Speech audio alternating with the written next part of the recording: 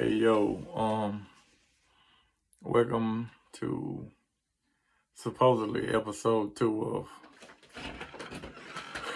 Rated with Chop, but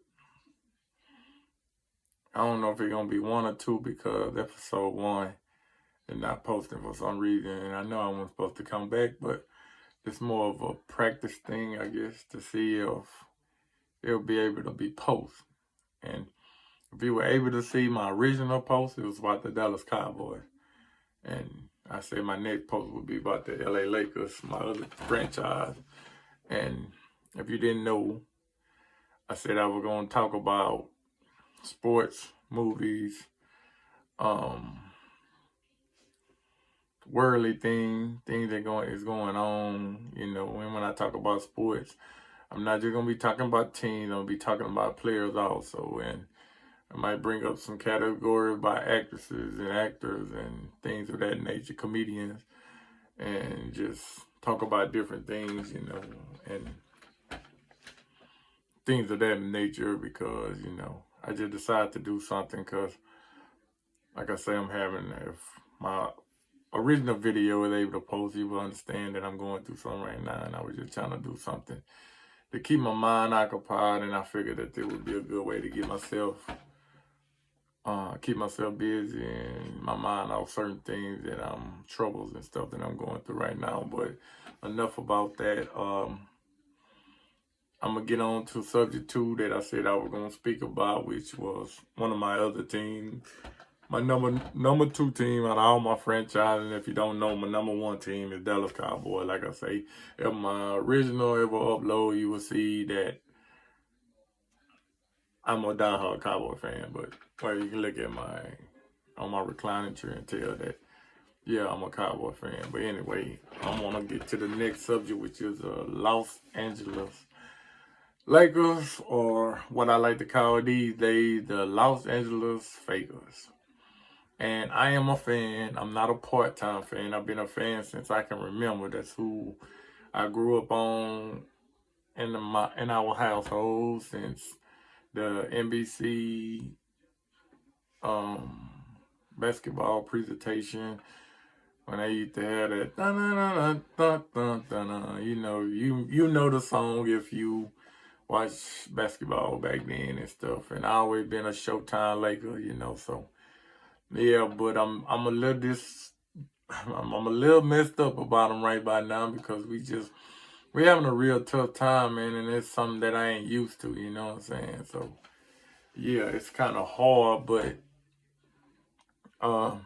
as a Laker, you're used to winning all the time. You go through certain stretches of not winning, and then all of a sudden when you do bounce back, it's not just no one championship. It's 1, 2, 3. We win championships and bundles, and we seem to not been able to do that. And as proud of a Laker fan that I am,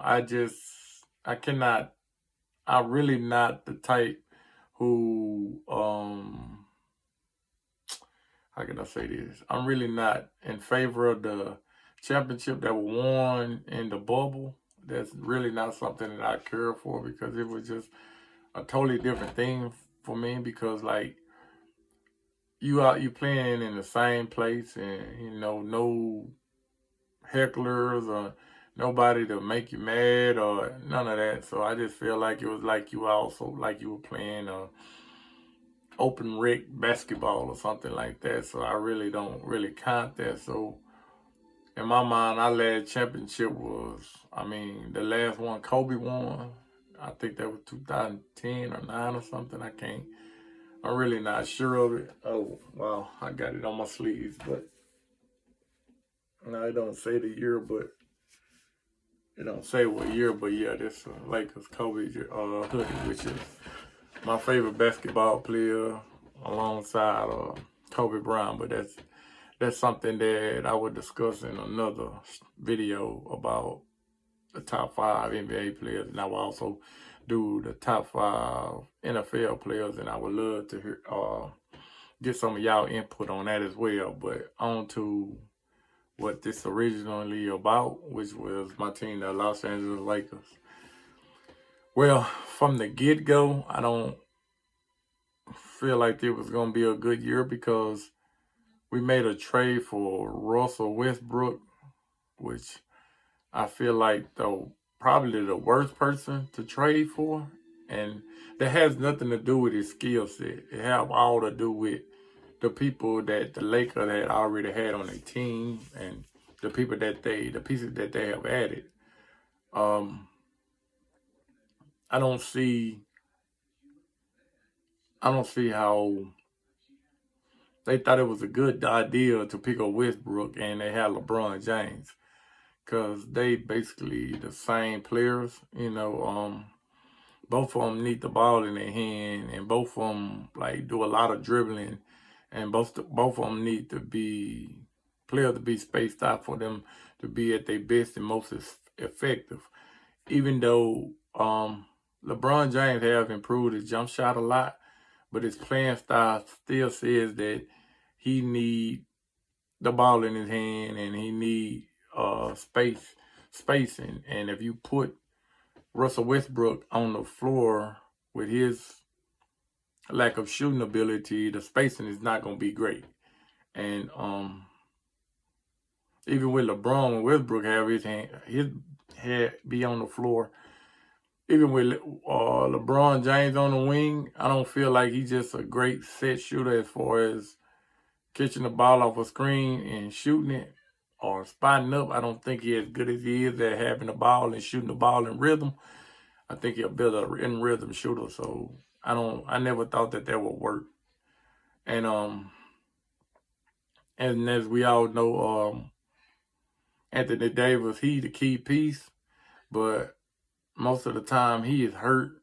I like to call him this side up because he's fragile, But I know that when he on the floor, he have all the skills to be the best player on the floor at all times, no matter who he plays, except for probably if he play Kevin Durant and possibly Antetokounmpo and Steph Curry.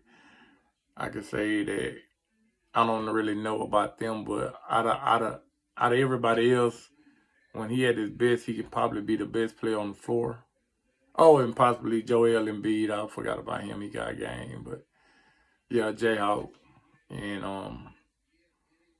I feel like he could be the best player on the floor, but he always injured. So, that kind of take away from what we can do and what we can achieve at this junction. And as of right now, we are at 500, and we haven't beaten no significant team, but probably the Utah Jazz, and I can't even count them as a big victory because they come back the next night or the night after and lose to the Houston Rockets, which is one of the worst teams in the NBA, even though they got a lot of good young up-and-coming players, but the fact remains is that they still one of the worst teams in the NBA. So, yeah, we got to try to get that kind of straightened out because, those teams that we have beat would not be in the playoffs. They would not be in the play-in tournament. So it kind of need to get that straightened out. And I think that one of our biggest hurdles, even outside the Russell Westbrook not shooting good and the whole offense being crossed up, just like the Cowboys, they have no identity. They don't know what they want to do. It look like park ball to me. But anywho, outside of that, their defense is terrible, and I feel like when we did win the bubble championship, like I must reiterate that I don't even really count.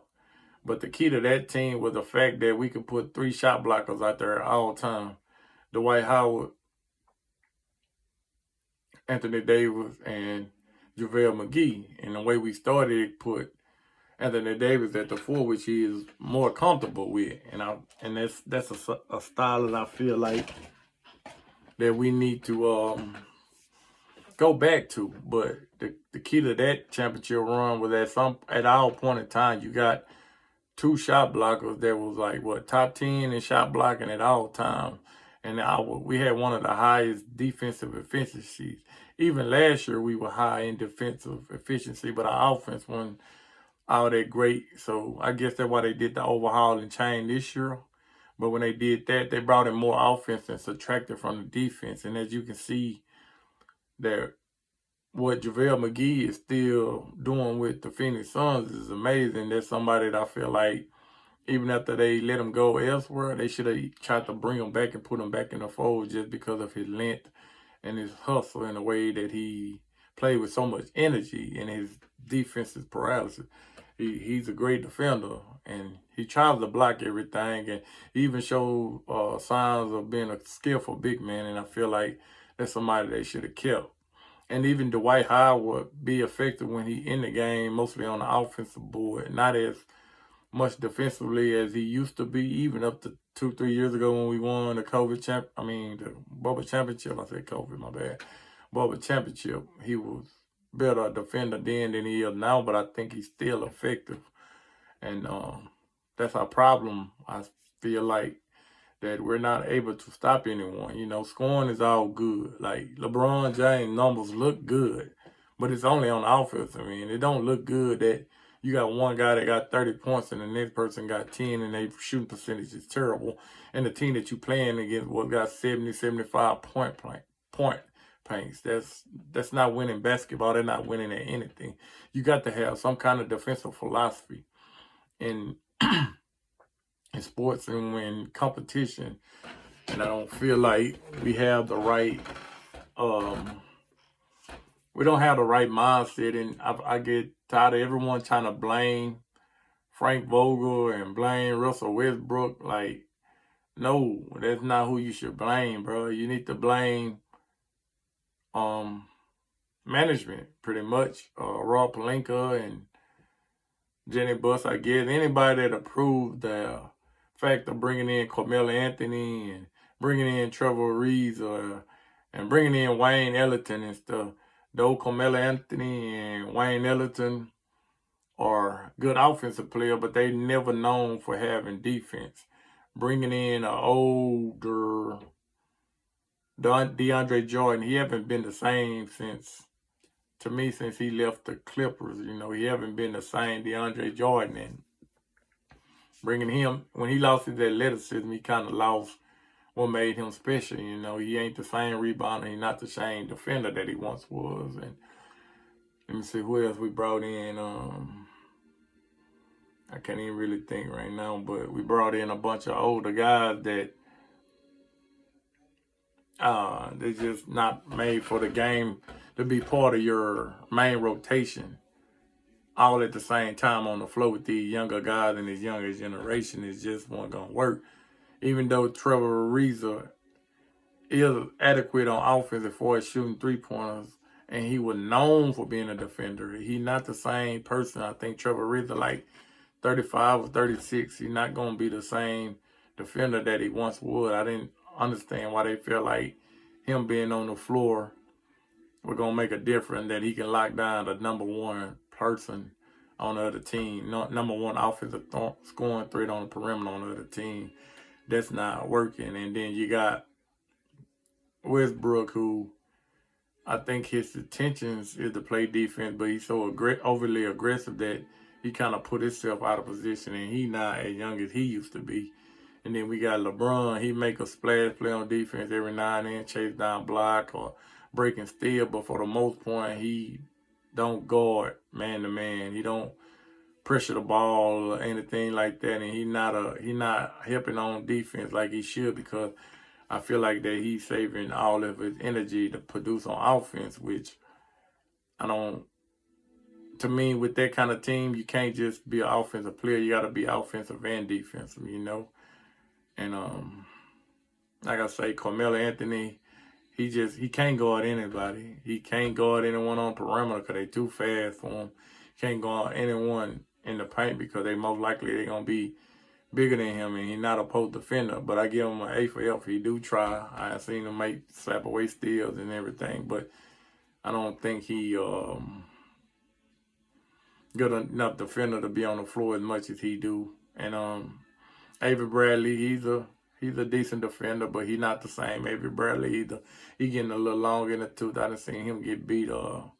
De'Aaron Fox will bruise him, and anybody else they put on him. And Malik Monk, he showed some good things on offense, some real good things, but he's not a defender. He's more of an offensive threat who looking to score. And I don't think he can. Well, I know he ain't gonna pressure the ball and do nothing like that.